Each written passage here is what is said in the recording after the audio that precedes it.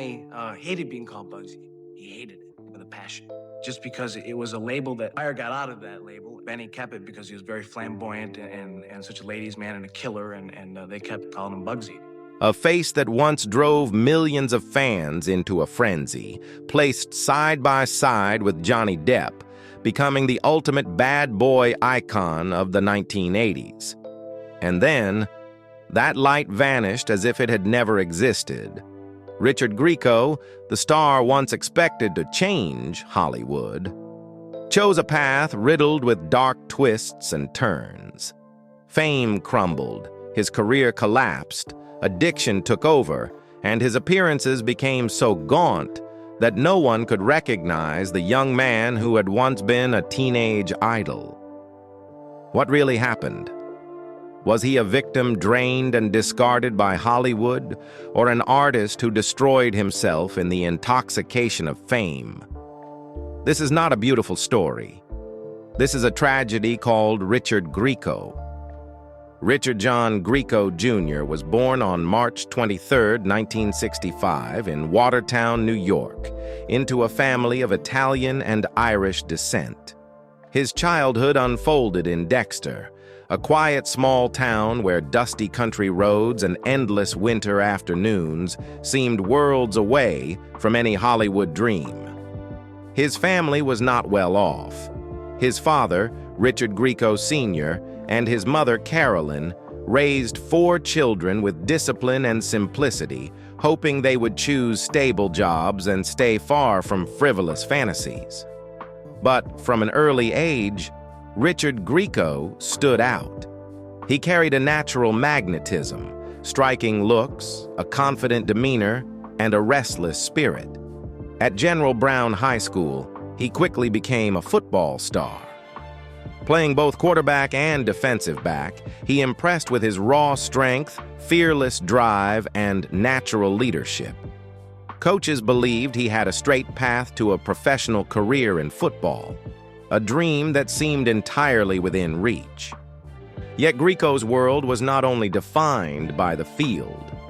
Off the turf, he turned to painting as a passion that soothed his solitary soul. On cheap canvases, he painted by instinct, without rules, without structure. It was more than a hobby. It was a way to give form to what words could not capture. Years later, when Hollywood's glow had faded, painting would become his true refuge. The sports path looked promising, but fate had other plans. While playing at Central Connecticut State University, a serious injury abruptly ended his professional dream. From the heights of hope, he fell into a void of uncertainty, a young man suddenly stripped of direction. Yet it was in that very moment that another door unexpectedly opened. On a trip to New York, Richard Grieco caught the eye of a talent scout from Elite Model Management. With his ideal height, piercing gaze, and captivating presence, he was quickly signed as a model. That moment marked the beginning of his journey into show business. Stepping into the fashion world was nothing more than a coincidence, but Richard Grieco quickly turned it into a launchpad. With his flowing hair, intense gaze, and rebellious demeanor, he was never the type of model who smiled according to the mold. He brought something different, seductive, dangerous, and defiant. Within a short time, his face appeared in campaigns for some of the biggest brands of the era: Armani, Calvin Klein, Chanel. Modeling brought him quick money and fame, but Richard Grieco never saw it as a long-term goal. He found no fulfillment in it. In a later interview, he once admitted, "People see the outside, but I want them to feel the person inside." For him, the runway lights were only a springboard. What he truly longed for lay elsewhere: cinema. That's why, while most of his colleagues kept running show to show, Grieco made a bold choice: to walk away from his glittering modeling career, attend evening acting classes in New York, endure cramped rentals, and audition at any studio that would let him in. And so, the small-town boy who once dreamed of becoming a football player stepped onto the risky path of becoming an actor. His first opportunity came in 1985 when he was cast as Rick Gardner in the soap opera One Life to Live. It was only a minor character, but Grieco squeezed every frame to prove he was more than just a pretty face. He infused Rick with a mix of confidence and vulnerability, a style of acting that audiences could feel more than simply see. The role was meant to last only a few episodes, but strong viewer response kept him on the show for 2 years. It wasn't a breakthrough success, but it was enough to prove that Hollywood had a place for him, if he had the patience. After leaving One Life to Live, Grieco entered a rough, uncertain stretch. He had no powerful backers and was unwilling to bow or beg producers for roles. Beyond his looks and a bit of TV exposure, all he had was sheer determination. But sometimes, stubbornness is exactly what makes fate smile. In 1988, Richard Grieco walked into an audition for 21 Jump Street. The show was already a phenomenon, having turned Johnny Depp into the brightest young star in America. Many on the crew doubted that a former model like Grieco could break into such a solid cast. But within minutes of his audition, the room fell silent. He delivered an energy the series had never seen before, edgy, defiant, dangerous. And that was the turning point. When Richard Grieco officially stepped into the role of Dennis Booker, a rebellious undercover detective with a bad boy edge, in 21 Jump Street, 1988, Johnny Depp, then only in his early 20s, had already become the golden face of American television, a teen idol so relentlessly pursued that even he felt suffocated.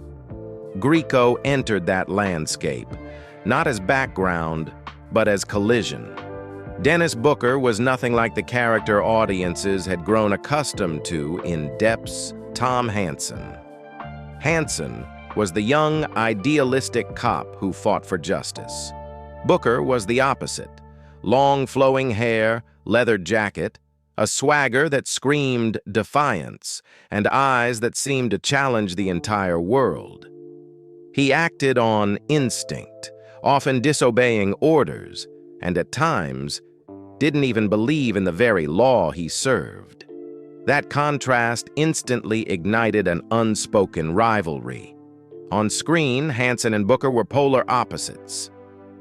Off-screen, Depp began to feel uneasy as the media spotlight no longer circled solely around him.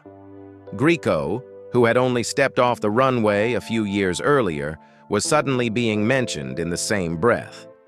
Young fans split into two camps: Team Depp and Team Grieco. For Fox, it was a gold mine. They capitalized on the rivalry, releasing teasers cut to look as if Hansen and Booker were on opposing sides of a war. Teen magazines plastered their faces on covers, side by side, framing them as rivals, fighting for the audience's hearts. But good looks alone couldn't have kept Booker alive on television. What made the character resonate was how Grieco played him. He didn't portray Booker as a cookie-cutter bad boy. Instead, he gave him depth, a vague anger, the alienation of someone always on the outside, and a defiance that doubled as armor to hide inner fragility. Viewers didn't just see a rebellious cop. They saw a real human being, conflicted, flawed, unforgettable. Within just a few episodes, Grieco went from a virtually unknown actor to a phenomenon. Fan clubs popped up, magazines ran endless analyses of the Booker character, and Fox realized they had a star who could extend 21 Jump Street's lifespan. They made a bold move to spin Booker off into his own series. It was the moment Richard Grieco touched the peak of his fame. and the very turning point that would lead him down a stormy road ahead. In 1989, Fox officially launched Booker, a spin-off built entirely around the character of Dennis Booker. At the time, this was almost unheard of on American television. A supporting role from a hit series spun off to lead an entirely new story. The decision said it all. Richard Grieco was no longer just Johnny Depp's shadow. He was now a star deemed strong enough to carry a show on his own.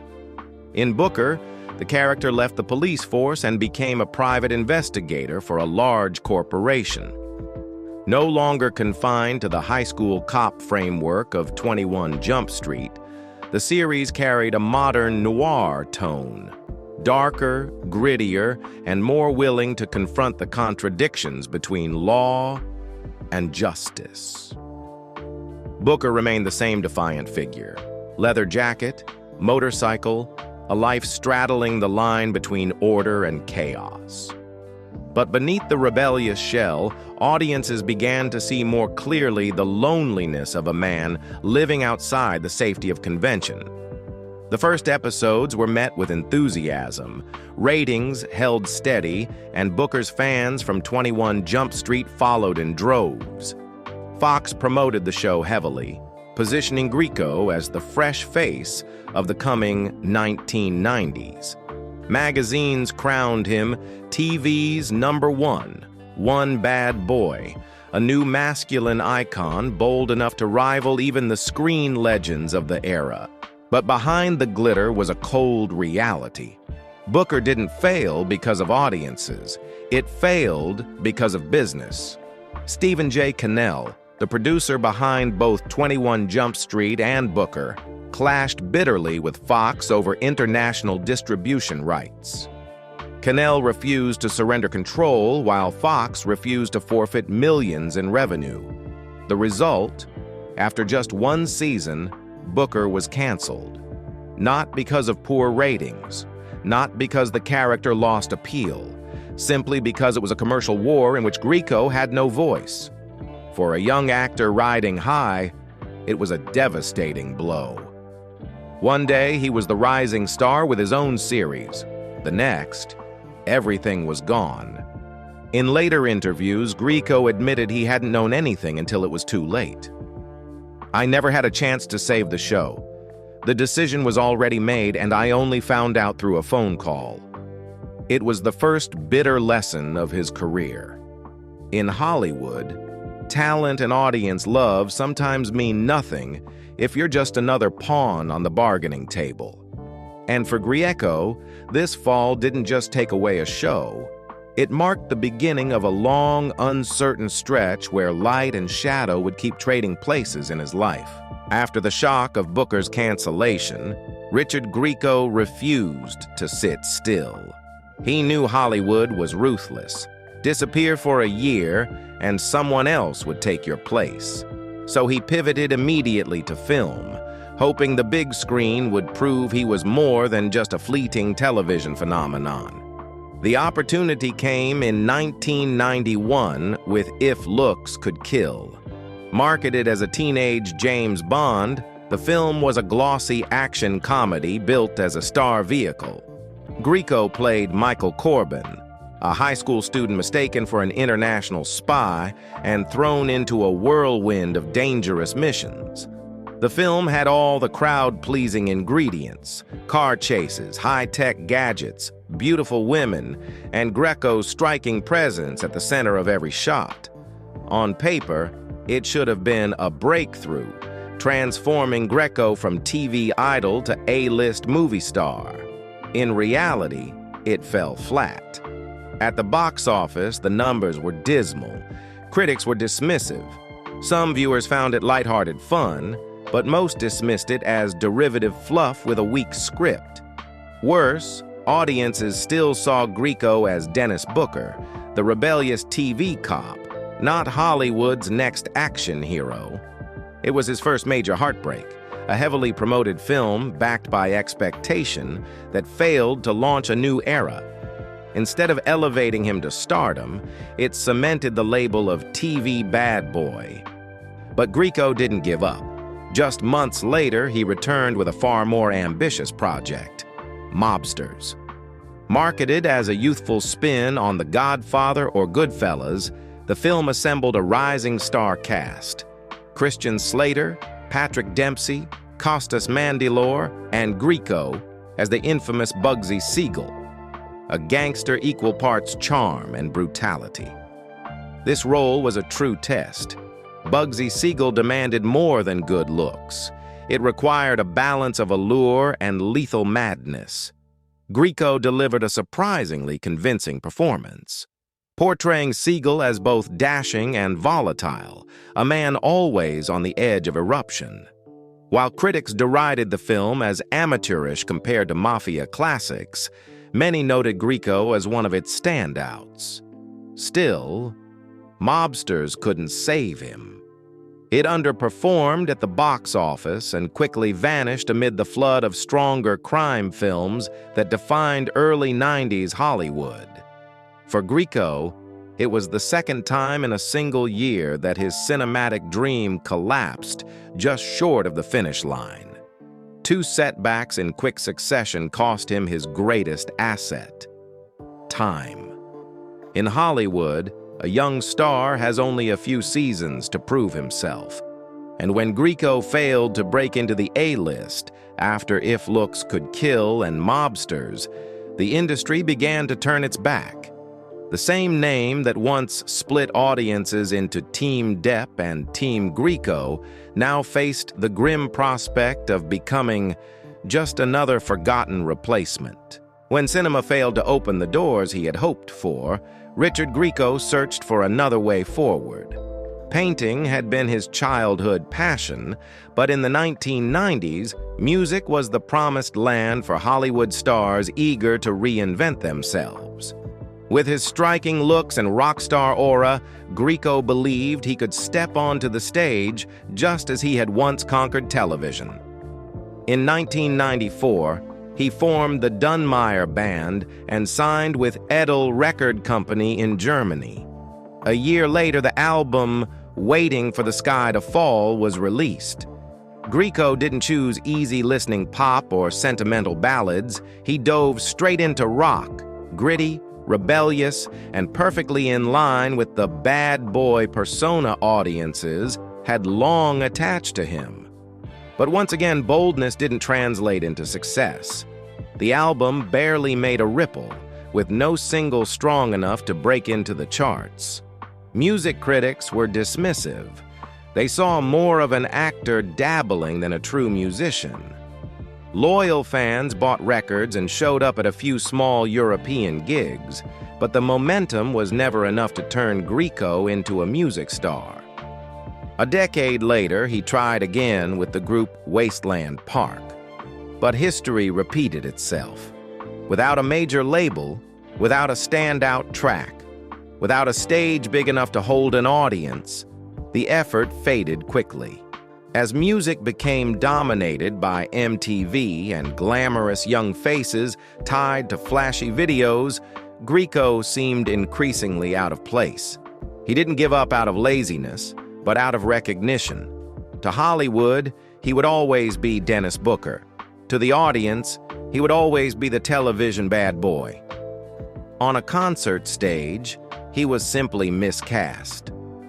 In the end, music became a melancholy footnote in his career. It didn't free Grieco from the shadow of television. It only deepened the image of a star struggling to find a new place, and never quite finding it. If music was a gamble that failed, painting was where Richard Grieco truly found himself. He began painting in 1987, at a time when his acting career was rising. But back then, art was only a private secret, a quiet escape from Hollywood's noise. While the camera demanded he always look handsome, strong, and magnetic, his canvases allowed him to be honest about fear, loneliness, and anger he could never put into words. For years, Grieco hid those works in his studio, never showing them to anyone. Everything changed when Dennis Hopper, legendary actor and painter, saw his art. Hopper recognized something raw in Grieco's brushstrokes, emotion unpolished, unfiltered, uninterested in pleasing the viewer. Hopper urged him not to hide anymore, insisting that his art wasn't just a form of self-redemption, but something that could touch other souls. It took more than 20 years for Grieco to gather the courage. In 2013, he held his first exhibition at Gallery Sparta in Hollywood. The works were bold, chaotic, explosions of color and texture, a release from a soul always on the verge of bursting. He called his style abstract emotionalism. Abstract emotionalism. It wasn't about realism, nor fixed meaning. One viewer might see loneliness, another hope. Each painting was a mirror, reflecting the emotions of whoever stood before it. What surprised many was that the public didn't receive him as an actor dabbling in art, but as a true painter. One of his first pieces sold for $10,900, a remarkable figure for an outsider artist. Friends and colleagues were stunned. Singer Johnny Mathis, who only knew Grieco from golf outings, admitted he had never imagined Grieco carried such a rich inner world. Grieco didn't paint to sell, nor to chase trends. His art was flesh and blood, a refuge after countless failures. Those who owned a Grieco painting didn't just buy with money, but with resonance. He even developed his own techniques, such as shaping forms beneath the canvas to create a three-dimensional texture that invited viewers not just to look, but to touch. As Hollywood slowly forgot the name Richard Grieco, painting gave him a new life. No box office pressure, no comparisons with Johnny Depp or anyone else. Just him, the colors, the canvas, and a freedom no role had ever provided. For Grieco, painting was never just a hobby. It was where he found peace, the one thing Hollywood never gave him. If on screen Richard Grieco was the defiant, untouchable rebel, then off-screen his life unraveled into more heartbreak than any script could contain. Grieco never married. His life was marked by passionate, turbulent romances, all of which ended, leaving behind voids that were never truly filled. In 1988, he began dating Christina Applegate, the rising star of Married Mate with Children. They were once the golden couple on red carpets, but their love lasted less than 2 years. When the paparazzi lights dimmed, reality set in. Too many schedules, too many temptations, and not enough patience to stay together. Soon after, model actress Kimber Sissons entered Grieco's life.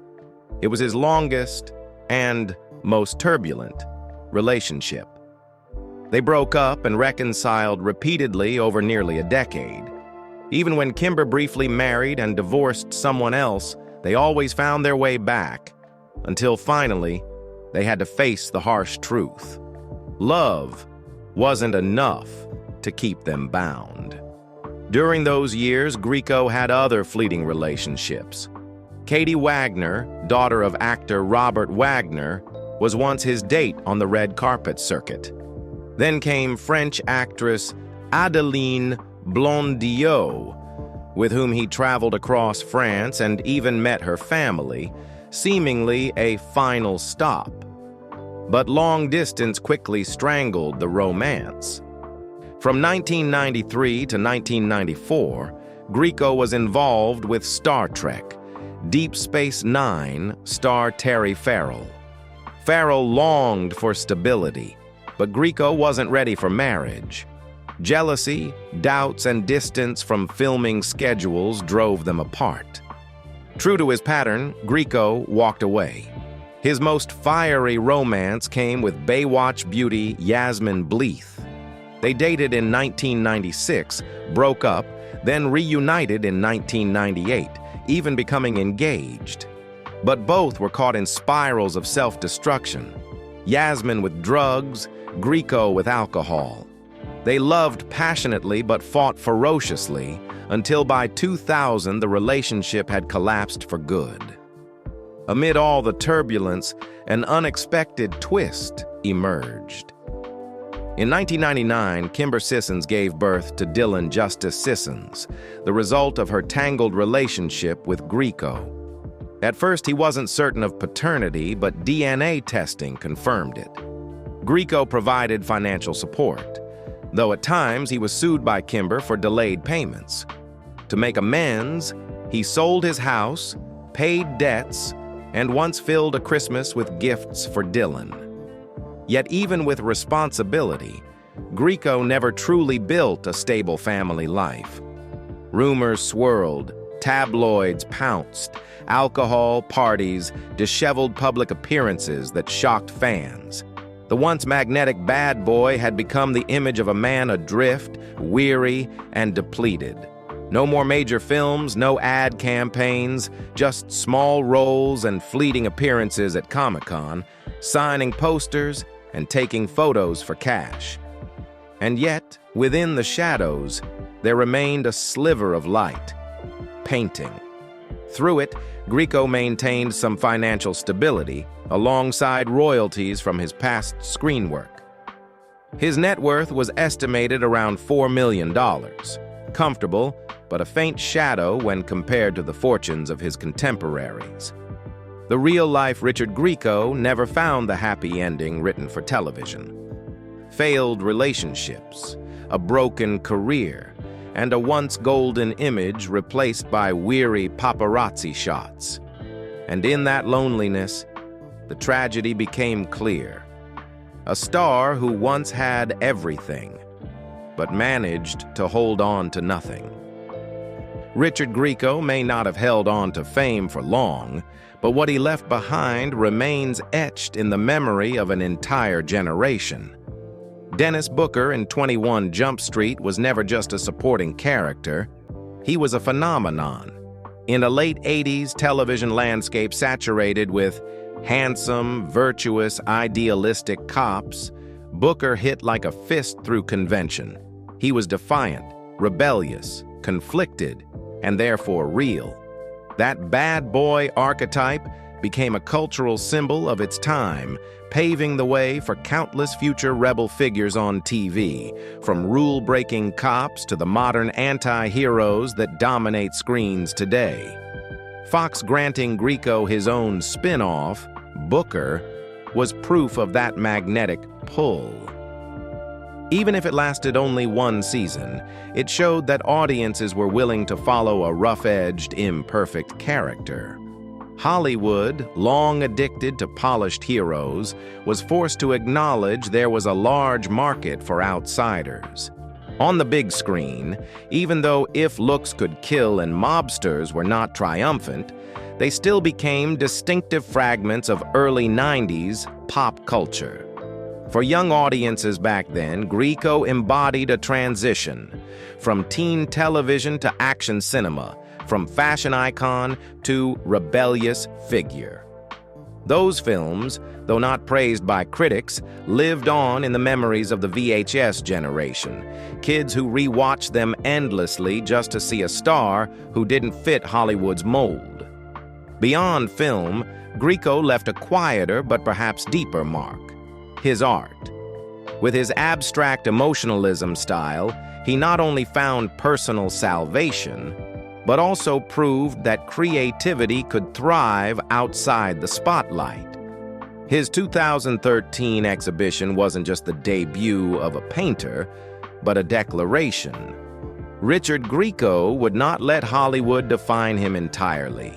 Paintings that sold for significant sums, praise from Dennis Hopper and Johnny Mathis, these were validations of an artist daring to reveal his most private depths. But perhaps Grieco's greatest legacy doesn't lie in films or paintings, but in the image of an incomplete star. He represented Hollywood's darker face, a place where someone could have everything, only to lose it all within a few years. He is a reminder that behind every teen idol, Behind every face splashed across magazine covers, there is a fragile human being, often forgotten once the lights go out. Richard Grieco was not Johnny Depp, nor did he ever become a box office legend. But he remains a memory, a shard of pop culture, and a reflection of the harsh realities of Hollywood at the close of the 20th century. Today, Richard Grieco is no longer a name splashed across magazine covers or box office charts, but he still exists, in a different way, quieter and far more peaceful than during his peak. He lives alone in Los Angeles, in a modest house with his own art studio. No wife, no partner, only canvases and a few mementos of youth. His one lasting companion is his son, Dylan Justice Sissons, born from his relationship with Kimber Sissons. Though Dylan grew up with his mother, father, and son have remained in contact, the rare emotional bond that still ties Grieco to the world outside. In his studio, he devotes most of his time to abstract emotionalism, the artistic style he pioneered.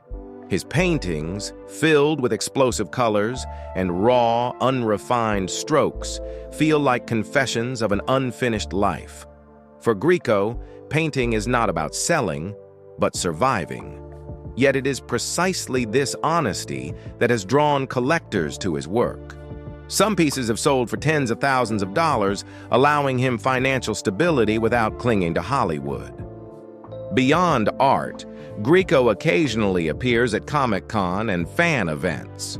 Those who once adored 21 Jump Street and Booker still line up for autographs and photos. To them, Richard Grieco never disappeared. He remains the alluring bad boy of the 80s. On social media, he maintains just enough presence, sharing new paintings, brief notes to loyal fans, and the occasional glimpse of ordinary life. No more glitz, no more tumultuous romances, no more race for fame. Just a man choosing solitude, quietly moving through middle age with art and memories. Grieco's current net worth is estimated around $4 million, enough to live comfortably without needing to chase past roles.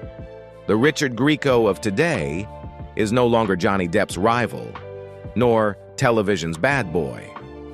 He is simply a man who once lived through fame, failure, addiction, and at last found peace in solitude.